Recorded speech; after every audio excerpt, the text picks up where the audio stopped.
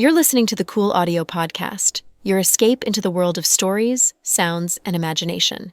Whether you're driving, chilling at home, or just need a moment to unplug, we've got a story just for you.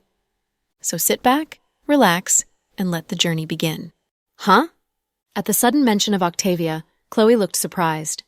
She searched her memories quickly and understood the question. Octavia, that shameless homewrecker. You don't remember her? Sarah looked puzzled. Chloe had an excellent memory and wouldn't forget something happening so recently. She was surprised to see the blank look in Chloe's eyes at the mention of Octavia. Oh, that woman. I got rid of her. Is she dead? No, don't worry. I'm not that heartless. Anyway, she got what she deserved. Thank you for the things you've done for me. You're kind-hearted and have never dealt with anyone in person, but you got rid of her for me. I know it was difficult for you. Touched, Sarah caught Chloe's hand to give her a hug, but Chloe ducked her arms and lay back in bed. Sarah, I'm sorry, but I'm tired. I'll go and talk to you when I feel better, okay? Chloe asked her to leave subtly. Sarah didn't feel it was strange, knowing Chloe was still recovering from the trauma. Okay, rest well. Ethan and I will come and see you again when you feel better. Okay. After Sarah left the room, Chloe drew out a tissue and wiped her hand in disgust. At this moment, Jack opened the door and entered the room. He looked at Chloe, who was wiping her hand. I got some dust on my hand. Our room hasn't been dusted for a long time, right? Chloe tried to explain her act of wiping her hand. No, it's cleaned each day. Jack looked at her calmly. Really? Then I guess the servants got lazy when their master was not home. There's dust in the corners. I think they must do a thorough cleaning soon. I'm a clean freak. Okay, they'll do as you say. Jack didn't say more about it. During the night, Chloe changed into her pajamas and lay in bed. Hun, come and hug me. Chloe reached out her hands and asked Jack to hug her. Chloe, go ahead and sleep. I have to deal with some business first. I'll sleep later. Can't you spend some time with me before handling the business? Is it so important? Of course not. I just want you to have some proper rest. Fine, go then. I'll sleep alone. They ended the conversation unhappily. For some reason, Jack felt unsettled. He left the bedroom and saw little Bean was playing with her cell phone in bed sleepily. Pudding walked out of the room and bumped into her father. Daddy, what's up? Mommy looks weird, probably because she just lost our baby brother. Why do you think so? Jack squatted down and asked in a low voice as if he was afraid someone would overhear their talk. I'm not sure. I think her expressions and eyes were sometimes not sincere. When she saw Aunt Sarah, her behavior wasn't as intimate as before. I think she's still in shock from what has happened. Maybe you should spend more time with her.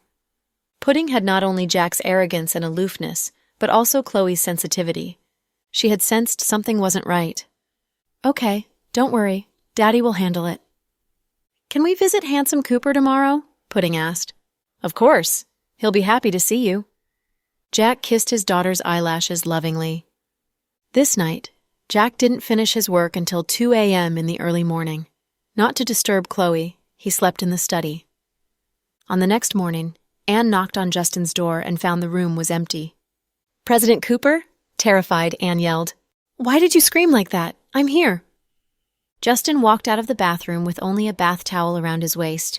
It was a tempting sight. Whoa, boss, you're fully recovered. I'm recovered, but not fully. I'm starving. What do we eat for breakfast? Glancing at Anne, Justin dried his hair with a white towel from a luxury brand. I haven't bought breakfast yet. So, with the old cat not home, the mouse is walking free, right? What are you waiting for? It's a bit late. Maybe we can go to the company and you can have the morning meeting first. When you come out from the meeting, I promise a steaming breakfast will be waiting for you in your office. Damn, I was absent for only a few days, and you are controlling my life now. Justin was both amused and angry. President Cooper, calm down. I'm doing it for your sake.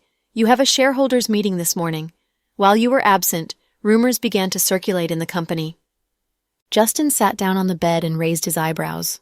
For example? Some say you stole money from the company and ran. Damn, it's my own money. Why would I steal it? Justin was exasperated. Some say you had an affair with President Green. Afraid that President Dawson would get you killed, you eloped with President Green, Anne said. Ahem. This rumor is indeed creative. Anyway, while you were absent, people felt uneasy. So you'd better go to the morning meeting, and I'll feel better with you there. Fine. Get ready and we'll go to the company now. Remember to buy breakfast for me. Of course. How about savory crepe with soy milk? Okay, I want 2 eggs in it. Settling the issue about breakfast, Justin immediately changed into a new outfit. It was cold in the northern city in winter, and snow would fall any moment. Justin put on a pale blue Burberry cashmere coat and even added a scarf to fend off the chill in the air. This outfit was quite refreshing to the eye. Anne drove Justin's black Bentley as Justin sat in the passenger seat. After several days' absence, his appearance in the company was quite sensational. Many girls had stars in their eyes when they saw their president come back. As girls greeted Justin all the way up to his office, Anne felt quite proud as he walked behind Justin. Good morning, President Cooper. President Cooper, good morning. President Cooper, you look dashing today. Good morning, Boss Cooper. Everyone was excited to see Justin, and all the rumors about his absence were gone. Justin took off his coat and entered the conference room, starting an unprepared morning meeting. When he came out at the end of the meeting, Anne had placed his breakfast on the desk in his office. Seeing the clean desk and the bustling cars outside the windows, Justin finally had the feeling that he had come back alive. When he was tortured by Zoe, he had thought he'd die there. But eventually, that B.S. Andrew saved him and Chloe. Life was full of surprises. Justin finished his simple breakfast and returned to his previous life. People sent red packets in the groups to celebrate Justin's safe return. Max sent him a private message, asking him if he'd like to have a drink tonight. Before he could reply, Anne said, President Cooper, today we have the final match of the dance show. Do you want to go to the show and watch it? Hearing the dance show, Justin finally realized that he hadn't seen Melody for a long time. He received several messages from her, but he had been in a foul mood yesterday and didn't reply to any messages. Anne's words triggered his memories about her. She's in the show now? Yeah, her agent, assistant, and some of the company executives went with her. Until now, Miss Melody has won many fans. Some paparazzi tried to dig out her dirty laundry when she was in school but found nothing. It seems Miss Melody has lived a simple life and hasn't even had a boyfriend. Her fans like her more because of it, and even haters turned into her fans. Right now, the number of fans on her Weibo account has reached 5 million. She's our company's dark horse this year. Many companies have come and asked her to do commercials, TV dramas, and movies. And gushed out praises of Melody. Obviously, he quite liked her.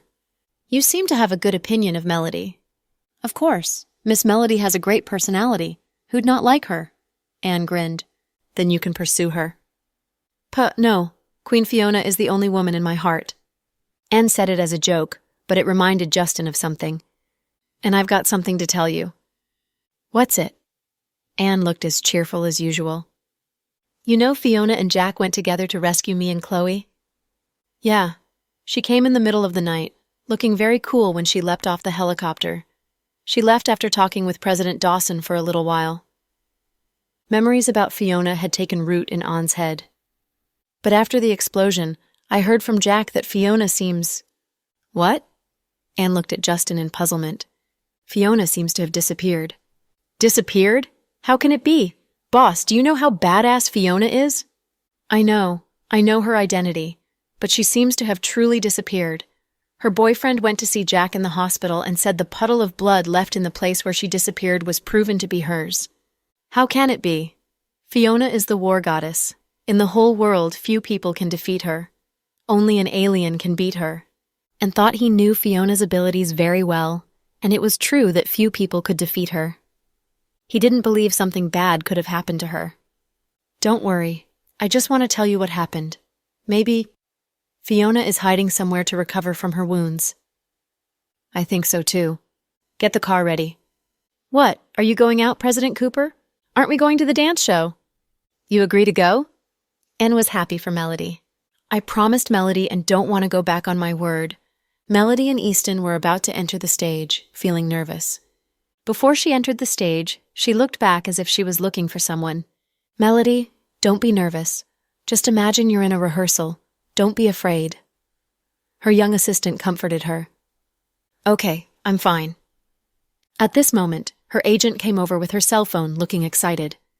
President Cooper will be here in 3 minutes. Melody, do you best. President Cooper will be here. Melody couldn't suppress the joy in her heart. Her agent nodded with emphasis. Yeah, he'll be here. Melody couldn't suppress her joy and smiled shyly. Easton glanced at her and rolled his eyes. Melody, if we get first place, treat me to a meal. After all, I've worked hard for it. Okay, I'll treat you to spicy hot pot. In a great mood, she agreed. Knowing Justin was watching the show, Melody gave the best performance of her life. But when the result was announced, they found they didn't get first place. The first place went to another pair. The man was unknown, but the woman was quite famous. This pair didn't do as well as Melody and Easton, but the judges gave their votes to them. Obviously, it was the result of a deal behind the scene. Furious, the netizens watching the live show flooded the screen with bullet messages of curses. Damn. Are the judges blind? Melody and her partner did so well, but they are not first place? I'm not happy. Obviously, the show did a shady deal. Our poor Easton. He worked so hard but still didn't get first place. The show is despicable. I hope our beau won't participate in such dumb shows in the future.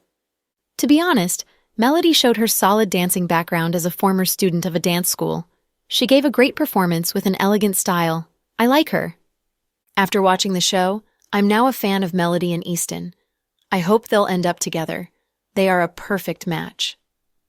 I support this couple. Let's protest the despicable show. In the end, Melody and Easton got second place. When they went up to receive the award, the hostess asked them to say something. Dissatisfied with the result, Easton spoke only a few words, but Melody was excited with the microphone in her hand. She said earnestly, I have many people to thank for today's achievement. I want to thank my partner Easton for not abandoning me when I got injured. I want to thank my agent and assistant for spending all their time with me. I want to thank my fans for cheering me up on Weibo and even mailing gifts to my company. It's very heartwarming. Finally, I want to thank our company and our boss. I want to thank President Cooper for giving me this chance. I didn't get the first place, but I know you won't be disappointed because you know I've done my best. You kept your promise and came to watch the show. I truly appreciate it. Then she bowed deeply to the audience. The camera turned to Justin. He looked calm. After all, he didn't care for the result of the small contest. He just used this opportunity to get the public to know Melody. Hearing her words of appreciation, he just smiled and nodded. The reporters kept taking pictures of him. After the contest, Easton and Melody walked out of the venue. I didn't help you get the first place. It seems I lost a meal of spicy hot pot. Not at all. The promise still stands even though we lost. Melody chuckled. Really? Deal. Tell me when you want to eat it. I'll keep my word and fill your belly. Easton put on sunglasses and a mask and left in a van with his agent. Melody walked out and saw Justin's car stopped at the gate. Anne sat behind the steering wheel, and Justin sat in the passenger seat. President Cooper. Seeing Justin come back intact, Melody felt very happy. Get in the car. Justin gestured for her to get in with a jerk of his head. President Cooper, I lost. I didn't get first place. Melody had shame on her face. Get in the car first. Justin looked calm, and she couldn't see if he was pleased or angry. With a racing heart, she got into Justin's car nervously to get back to the city. Her assistant and agent went back in a company van. Miss Melody, you did very well today. The moment she got in and comforted her, afraid she was discouraged by the result. Thank you, Anne. I, too, think I did well today. I tried my best, but those directors have no taste. Melody chuckled. She didn't feel displeased for not getting the first place due to the shady deal. Instead, her heart raced with happiness to see Justin. After she fastened the seatbelt, Justin handed a bottle of water to her. She took it shyly. President Cooper, it's so good to see you come back safe. Hearing her words, Justin glanced at Anne. Please don't blame Anne. I made him tell me. I'll feel bad if you scold him. Afraid Justin would blame Anne, she immediately explained. And put in, President Cooper, Miss Melody was worried about you. Truly, we were all worried. You're a big mouth, Justin retorted jokingly. On the way, Justin and Melody chatted about the trivial things in the company and fun stuff. They even talked about Rory's love affair. Justin didn't take Rory's love affair seriously. She's still young. After she retires from the army, she might find a different man to marry. Justin chuckled. In fact, Lin Hang is a fine guy. He doesn't like Rory and told her his lack of interest in her. He doesn't pretend to like her for the sake of her background or money. He's got a good character. It's not enough. Rory's father would never agree to let her marry a mechanic, Justin said calmly. Seeing the embarrassment in Melody's face, Justin explained, I said it not because I despise him. I meant Rory's father wants her daughter to be happy. Obviously that Lin fellow is a weirdo and can't give Rory happiness. I know. President Cooper, you don't have to explain to me. Whoa, Melody, you changed a lot.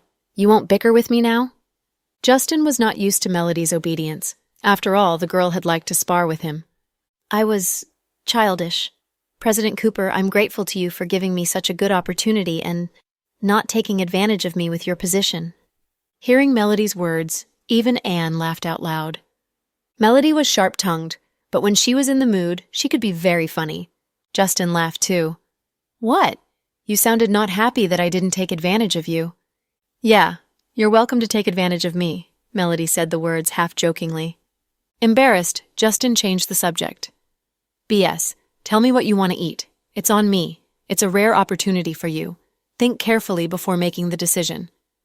Since my boss is so generous, I'll grab the rare opportunity. I heard the seafood in Ocean Empire is very good. I want 4 abalones and a 4-pound lobster. Melody continued to joke. Miss Melody, you like seafood too? President Green does too. At Anne's words, awkward silence filled the air in the car. Justin looked uncomfortable at the words. He coughed lightly and ignored Anne's words. He continued, Good. You can eat whatever you want at Ocean Empire.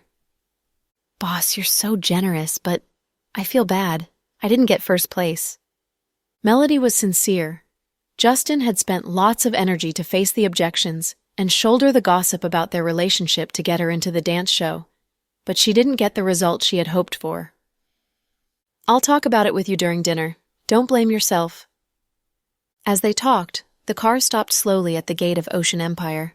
Melody thought Justin would eat with her alone, or with Anne as their companion, but to her surprise, she saw the compartment had about 20 people in it, including her agent and assistant. Hello, everyone. Melody was a little embarrassed. Obviously, she overthought it. Justin invited all the staff working for the dance show to the dinner. Justin entered the room and took off his coat. Anne took it and hung it on the hanger behind them. Justin sat down, took the menu from a waitress, and glanced at it. Then he tossed it to one side. Tonight, each of you can choose one of your favorite dishes. Wow, you're so generous, boss. An employee clapped her hands in excitement. I've always been generous. Go ahead with your orders. I need to go to the washroom. After Justin left the room, Melody walked to sit next to her agent. But her agent scolded her. Melody, are you dumb? Why sit next to me? You should sit next to President Cooper. Before Melody could reply, Anne pulled a chair over next to Justin's and looked at Melody, saying, Miss Melody, sit here. Yeah. Melody, you should sit next to the boss. You're the hero today. I know you got second place, but we did our best. At their urging, Melody bit on her lip and took the seat next to Justin's bashfully. Everyone knew their boss was single, and they liked Melody's personality, so they all wanted to see them together. After all, even Anne, the boss's longtime bodyguard, was trying to bring them together. Justin went to the washroom because he wanted to make a phone call. Beneath his calm veneer, something was bothering him. He took out his cell phone and after 5 seconds of hesitation, dialed Jack's number. Justin. Jack, how's Chloe's doing? She's fine. You must spend more time with her. I asked someone to buy some Changbai Mountain wild-grown ginseng. I'll bring it to you in a couple of days when it arrives. Okay. Jack accepted the gift without a fuss. His relationship with Justin hadn't made a turn for the worse due to the loss of the baby. Instead, they felt closer. Jack, about the baby. We'll have more babies, but you're irreplaceable as our benefactor and friend, Jack interrupted Justin. To be honest, Jack was cool in nature and reserved his soft side only to Chloe. So Justin was touched to hear these words from Jack on the phone. Then I won't say it. After the thing settles down, I'll have a drink with you. Okay. Hanging up, Justin felt heavy in heart. He didn't dare to see Chloe. He was truly afraid to see her. Returning to the compartment, he sat down next to Melody and saw they had placed their orders. Boss, we heard you went to do a mysterious mission a couple of days ago. Where did you go? We missed you. An oblivious employee tried to find a topic to say to Justin, so she asked about his absence. Instantly, Justin looked uncomfortable. Oh, I did it for my grandpa. It's related to the army, so I can't tell you. The others believed his excuse, knowing his grandpa's background very well. They filled their glasses with wine. Melody filled Justin's glass in person. President Cooper, I'll drink this glass of wine to express my appreciation to you for giving me such a rare opportunity. Many fans got to know me because of the show. Okay, I'll drink with you. Without a fuss, Justin clinked his glass with Melody's, and they downed the alcohol. The others clapped hands and cheered. Before the dishes came, they began to give toasts. Seeing their high spirits, Justin took the opportunity to tell them the truth behind the dance show. Guys, I know you worked hard for this contest. Melody practiced her dances hard, but the others have been very busy too, to help her. I knew you'd not get the first place. The organizer of the show told me if we wanted the first place, we must do a movie and 3 reality shows with them, besides an investment of $20 million. I have money. I can afford $200 million, not to mention $20 million. I refused them because the movies they produced in the past were garbage. The reality shows are mainly dating shows. Melody is a new girl in show business, and I don't want her to end up in a mess. After I refused them, I knew we wouldn't get first place. But in my heart, the second place you got is as good as the first place. Here, I'll drink to you guys for your hard work. Melody had never known Justin could speak so well even on such an informal occasion. His speech was smooth and spontaneous, achieving the effects he wanted perfectly. Despite Justin's casual manner when he said the words, the others gave him a thunderous applause in joy. Thank you, President Cooper. We love you. President Cooper is grand. You're our boss forever. Some employees began to flatter their boss in high spirits, but Melody heard the key point, which was that Justin didn't want her, a new performer with little experience in show business, to do dating shows. She had heard people in the show business say that many female stars fall in love with male stars in the dating shows, but the male stars just dumped them after sleeping with them. In short, these shows were heartless. But Justin didn't want to use her to make money for his company, so he refused the organizer of the show, which was why the first place went to another pair. Melody was touched by Justin's thoughtfulness and felt proud of him for being such a responsible boss. While Justin drank, Melody kept stealing glances at him with a racing heart. She had promised herself that if Justin came back safe, she'd tell him she loved him. Now that he was back, would she truly tell him her feelings for him? At this thought, she blushed. Wow, Miss Melody, your face is red. Are you allergic to alcohol? And didn't understand women and thought Melody was allergic to alcohol. No, I'm always like this when I have wine. My mom says people like me are honest and loyal to friends. Ha. Melody laughed. Honest? In other words, people like you can't survive 2 episodes in a story like Empresses in the Palace, Justin teased her. Ha. President Cooper, you're overestimating me. How can I last 2 episodes? I'd be dead within half an episode. Melody's self-mocking manner won everyone's heart. She might be the most liked female performer in Imperial Star after Kira. Of course, Melody's current status was no match for Kira since she had just entered show business. But with President Cooper's support, she had great prospects. The dinner went well, and everyone was in high spirits. After dinner, some people proposed to go to MTV. Melody looked toward Justin. How about this? You guys go to the MTV of your choice and send the bill to me. How about you, President Cooper? Someone asked. Some friends asked me to a night meal, so I can't go with you guys. Melody, go with them. Bring the receipt to the financial department for reimbursement. President Cooper, you won't go with us? Melody was disappointed since she wanted to tell him her feelings with the courage she got from the wine. No, I have an appointment with Max and Mr. Blake. Oh, I see. Go ahead and have fun. He glanced at Anne. Take my wallet and pay for the bill. Drive the car to the entrance. Okay, President Cooper. Justin grabbed his coat and walked out. President Cooper, I'll walk you to the entrance. Before Justin could reply, she followed him out and walked downstairs with him. As Anne went to pay the bill at the cashier, Justin lit a cigarette at the drafty entrance on the second floor. President Cooper, you look moody. No, that's nonsense. Today we're celebrating your victory. I'm in a good mood. You look as if something is weighing on your mind. Are you Sherlock Holmes? Please don't make guesses. Now that the contest is over, you must have a good rest. I'll give you 3 days off. You must be exhausted. I'm fine. Don't worry about me. No, the media would say I use performers in my company ruthlessly if they get wind of it. As to your contract, I'll tell the executives to draw it out for you. You can sign it and become a performer of Imperial Star officially. Melody, is this what you want? Will you regret it? Melody knew what he meant. She nodded. Yeah, this is what I want. I told you I don't care if I'm famous or not, but I want to make money. I set a goal for myself. I want to buy a good apartment for my parents in Capital City within 2 years. The one they are living in is dilapidated. I don't want them to live the rest of their lives in that dirty place. With your current popularity, you don't need 2 years to achieve that. Maybe half a year is enough. Justin chuckled. Thank you for giving me the opportunity. I'm truly grateful. Okay, you can pay it back by making money for the company. When you become a big shot, I hope you won't desert us and join another company for a higher salary. But I don't think you'd dare do that since the penalty for a breach of contract is very high. Justin teased her. I won't go. I'll never betray you. The words of loyalty were nothing out of ordinary since she was his employee. But hearing Melody say them at this moment, Justin felt uncomfortable. So he didn't reply. Melody lowered her head and continued. President Cooper, I've been wanting to tell you something. I made the decision to tell you when you come back safe.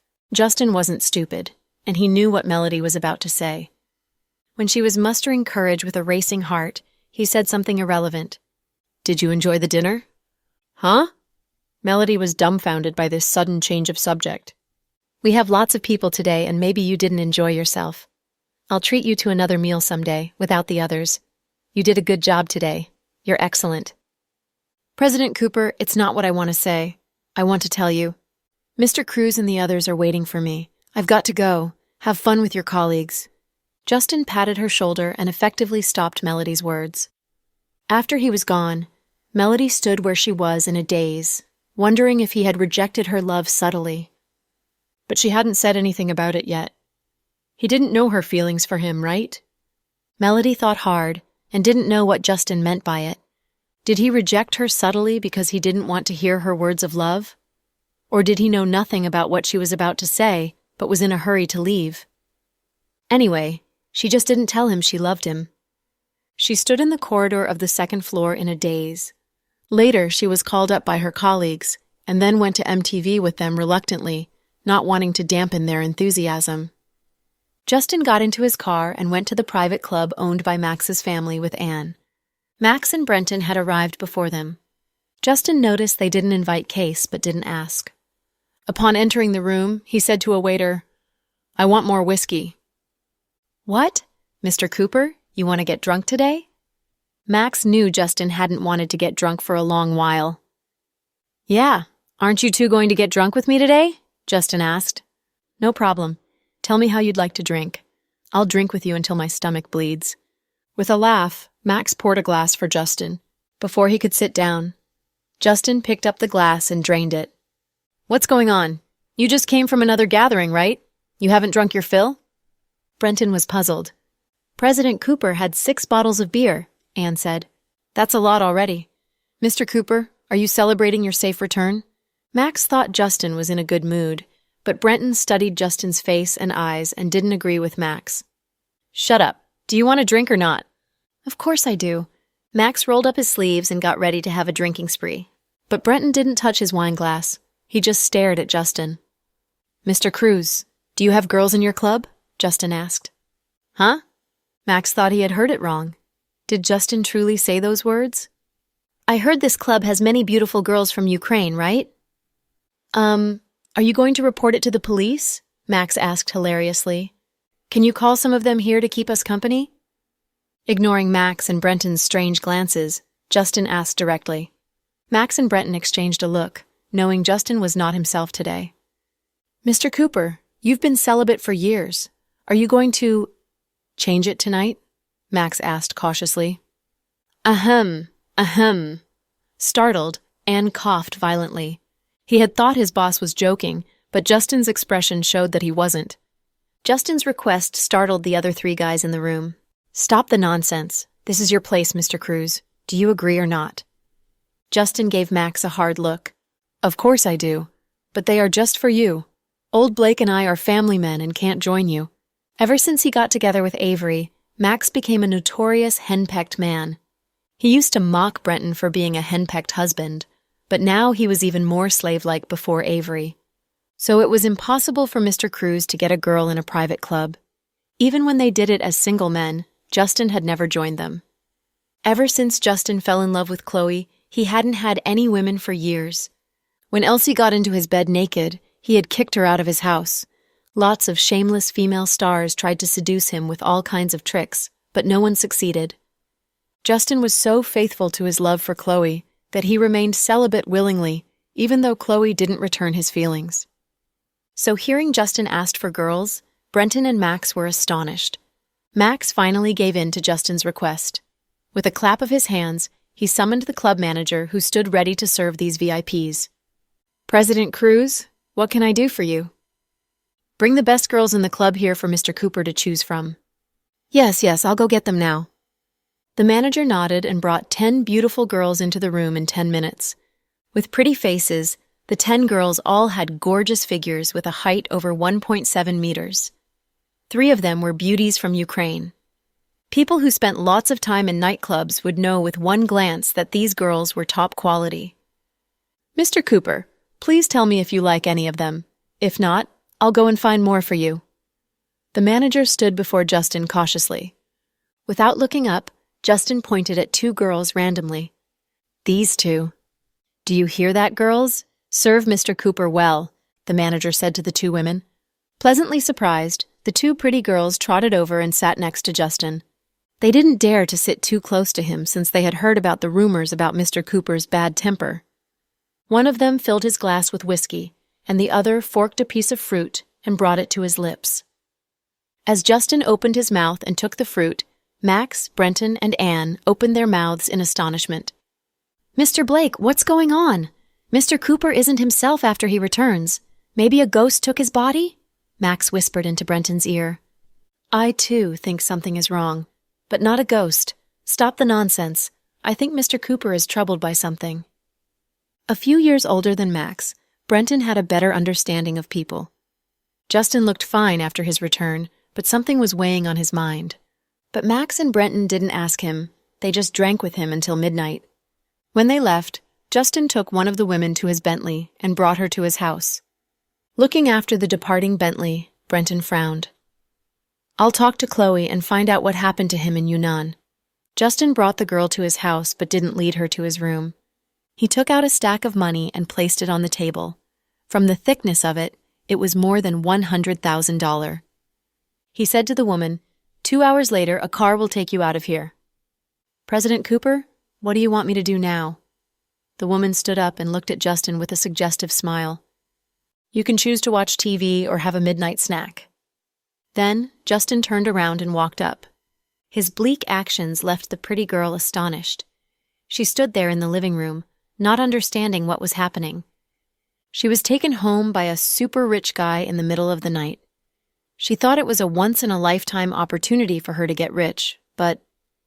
Miss, you better not go out there and spread rumors after taking your money. Our boss's temper isn't that great. And understood Justin. Justin did not want anything to actually happen in between him and this girl. He might have wanted to numb himself a bit. The girl had been going to clubs long enough to know what was happening. She immediately put the cash into her extravagant Chanel bag.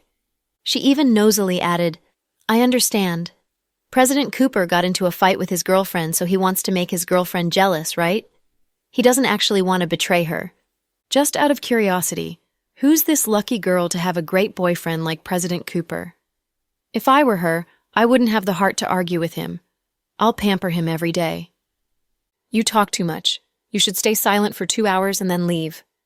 Anne didn't bother to talk to this girl. Instead, he went to the kitchen to boil some water so he could make tea for Justin to sober up. 2 hours later, the girl left in the car that was organized for her. Of course, outsiders would think this girl and Justin had sex. What they knew was that she came home with Justin at 1 a.m. and left after 3 a.m. What could an adult male and female do in the middle of the night? No one's that dumb to not know what really happened. Maybe that was what Justin wanted. After sending off the woman, Anne went upstairs, planning to check up on Justin. To his surprise, Justin's bedroom door was open, and he was sitting on the carpet next to his bed, with a half-full bottle of whiskey in his hand. "Boss, you drank too much today. You should stop drinking. Whiskey's too strong. It'll hurt your stomach." Anne had seen how much Justin had drank with Brenton and Max earlier the night. He thought Justin would go to bed after coming home, but he discovered Justin drinking alone, as if he didn't have enough before. "And my heart aches." This was the truest thing Justin had said ever since he returned. His heart ached, and he didn't dare to tell his mother or his friends because he knew they cared deeply for him, and he didn't want to worry them. It might be that he loved Chloe for so long that he knew how it felt thinking and caring about another person every second. Justin had kept everything inside for such a long time. Up until now, he said nothing. "Boss, if you have anything bothering you, you can tell me." Anne walked over. Taking advantage of Justin not paying attention, he grabbed the bottle of whiskey out of Justin's hand and sat down next to Justin. "Chloe lost the soon-to-be-born child to save me.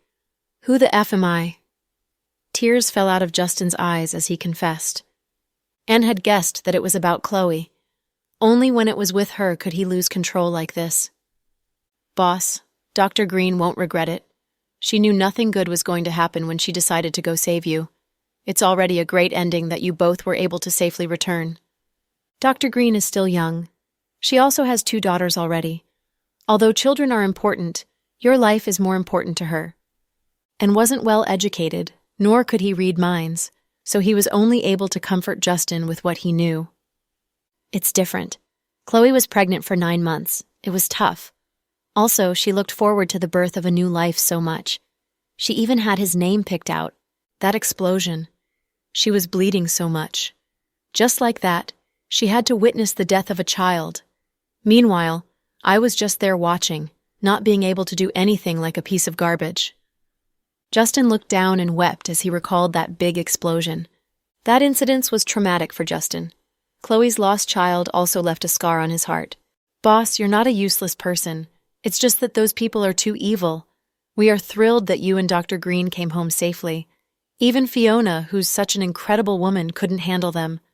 We don't even know how she is now," Anne said. When he mentioned Fiona, you could hear the sadness in his tone.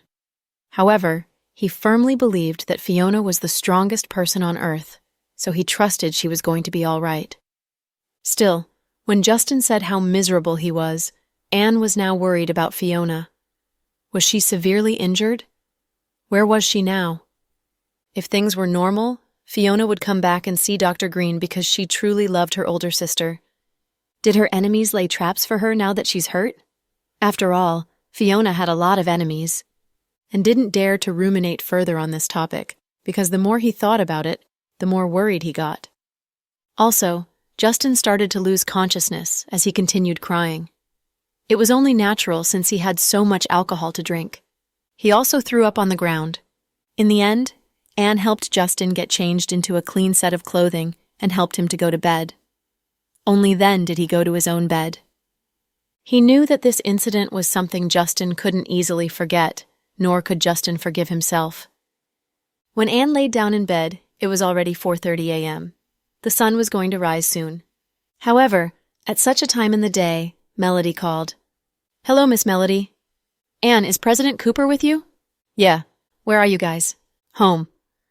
"I messaged and called President Cooper but didn't hear back from him.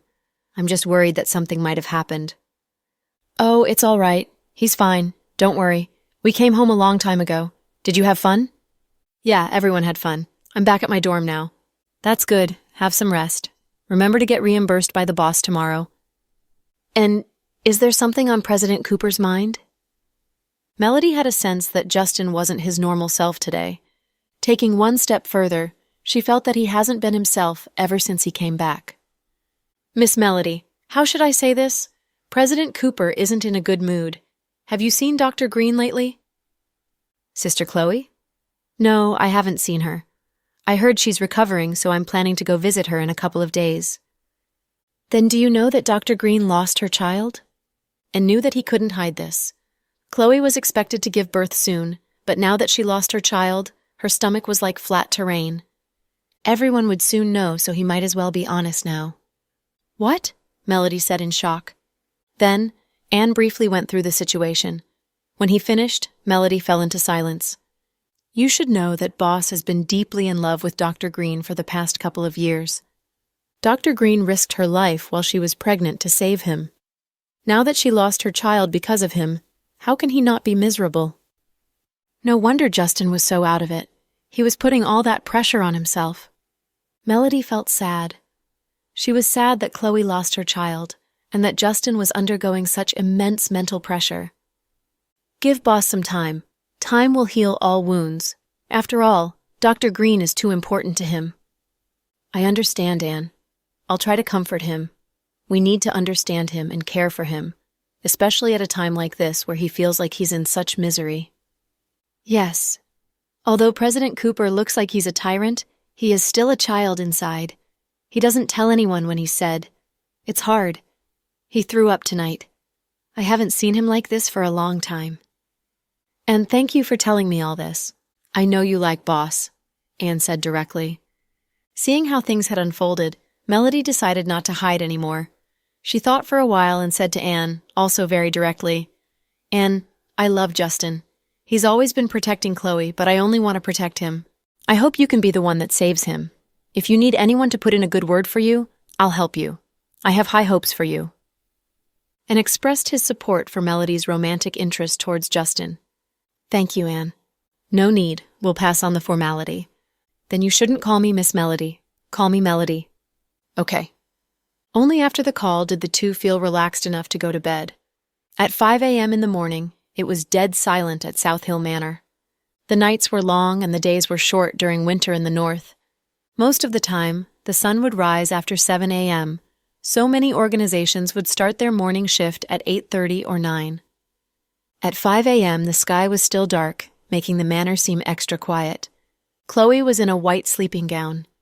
She got up and stepped on the luxurious flooring with her bare feet.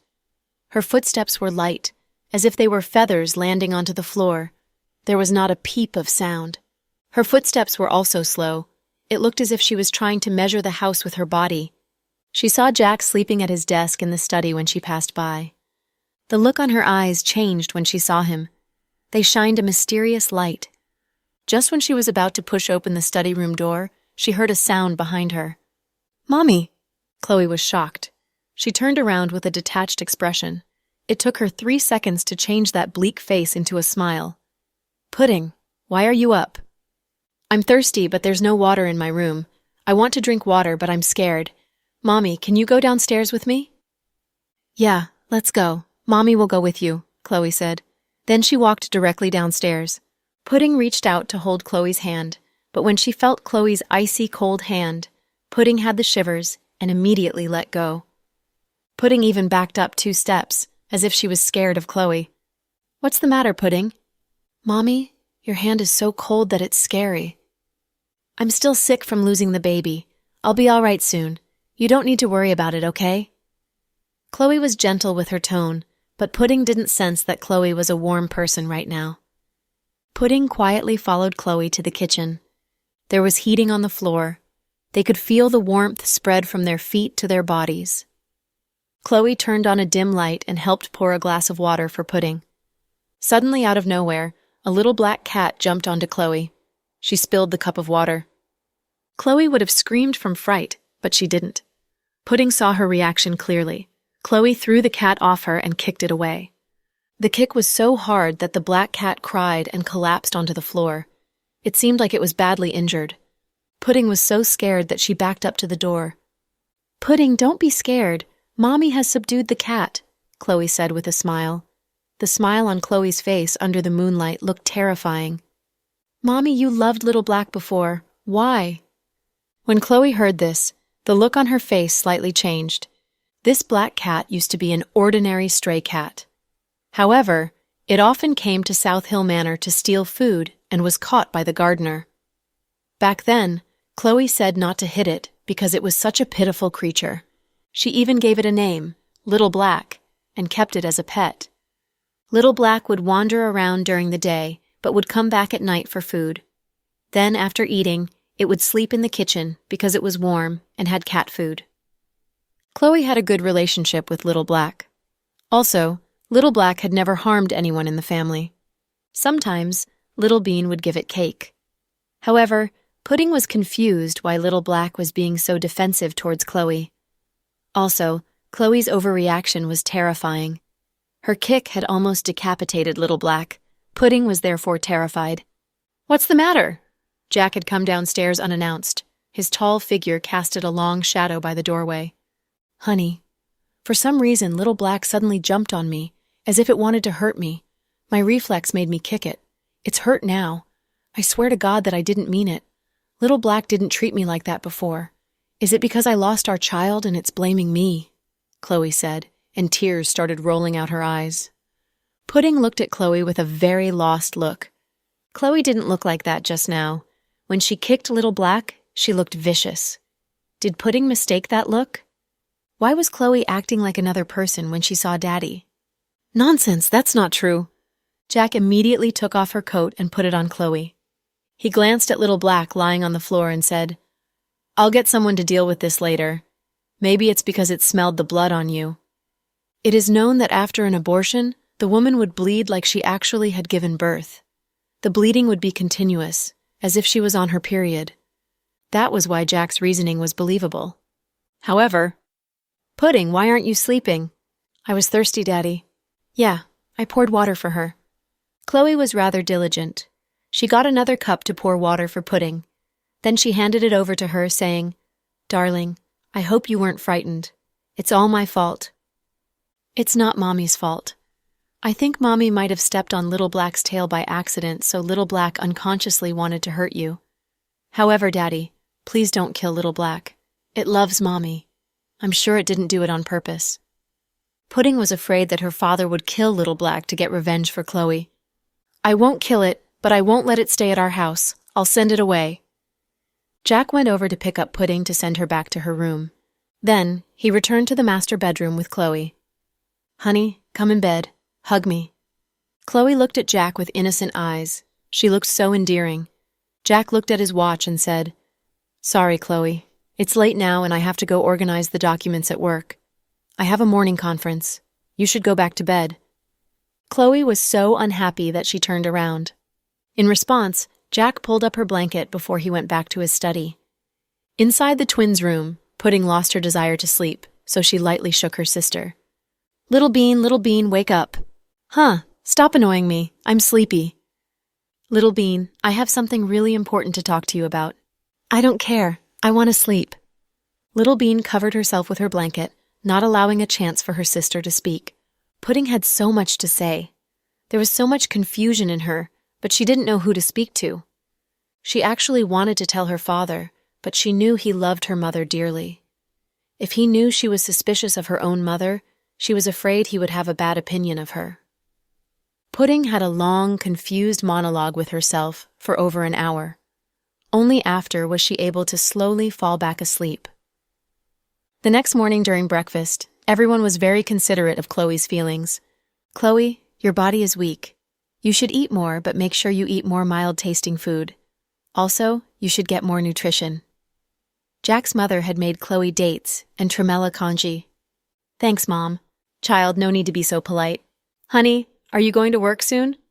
"Mm-hmm." Jack nodded. "Then can I go to my mom's place alone? I miss my mom," Chloe said. "Yeah, I'll have the driver and bodyguards go with you." "Daddy, although we have school today, can we go to Grandma's place with Mommy?" Little Bean begged. "No, the teacher said we have politics today. We must go." Pudding rejected Little Bean's suggestion. "You two should be good girls and go to school. I'll have a surprise for you after school." "Really? What kind of surprise? Little Bean's eyes lit up. Pudding glanced at Little Bean and said, Are you stupid? If Daddy told you, then it wouldn't be a surprise anymore. You two should focus on eating and not arguing. Be good at school, Chloe nagged while she looked at them with motherly tenderness. Then Jack's mother said, Chloe, you guys are still young. You can have more children. I will help you guys raise it as long as I'm still healthy. What are you saying? Jack's father thought this was an inappropriate thing to say at a time like this. To their surprise, Chloe didn't mind. Rather, she looked happy. I thought so too. Honey, when I'm better, let's try again, okay? Chloe looked at Jack with anticipation. Okay, as long as you're happy. Jack wasn't as happy as she would expect, but he still tried to please Chloe. After having breakfast as a family, Jack drove the kids to school before driving to work. Chloe was escorted to Southside New Community Sky Blessing Court with the driver and bodyguard. Stella and Thomas didn't know Chloe was coming, so they went to work early in the morning. At Southside New Community Sky Blessing Court, there were only two people, Sandra and James. When Chloe went in, Sandra greeted her with a bright smile. Sandra didn't know what had happened in the last few days, so she was surprised to see Chloe's flat belly. Chloe, where's the child? Mom, I lost it. Lost it? What do you mean? Did you give birth? Why didn't anyone tell me? Sandra thought Chloe gave birth by an early C-section. Mom, I lost the child. Lost it? Sandra was so overwhelmed by the news that she collapsed on the sofa. Chloe didn't reach out to catch Sandra. Meanwhile, James stood by the side, far away from them. He was scared of Chloe coming closer. Chloe, don't joke around with me. My heart's weak and my blood pressure is high. Mom, I'm not joking. It's like this. Justin was kidnapped and I went to save him. In the end, however, the kidnappers bombed the place. Thankfully, Justin and I both came back alive. Unfortunately, the child died in the process, and I had to have an induced labor of the dead child. Mom, my heart aches too, but this is the truth. Chloe told the story all at once. Sandra couldn't handle the news. She covered her chest and breathed heavily. Finally, she fainted. Sandra. James was slightly worried when he saw Sandra faint. He wanted to come over, but Chloe stopped him. Okay now. She fainted so she won't know anything. There's only you and me here, so stop pretending. James immediately kneeled on one knee and said, Hello, young madam. Have you been spoiled too much by this old woman and fell in love with her? Chloe sat on the edge of the sofa and glanced condescendingly at Sandra, who had fainted. No, I don't dare to do so. James shivered with fear. It's all right if you fell in love with her. She does look somewhat pretty. Chloe had called her mother for so many years, so she's quite a character. Sadly, she's just utterly stupid. I don't want to waste my time with her. Yes, young madam. Number 2, is everything going smoothly here? Anyone catch you? No one found out yet, but James seemed to realize something. Hurry up and spit it out. The glare on Chloe's eyes looked vicious, scaring James to his core. Thanks for tuning in to the Cool Audio Podcast. If you enjoyed the story, don't forget to like, subscribe, and share with a fellow story lover. Until next time, stay cool and keep listening.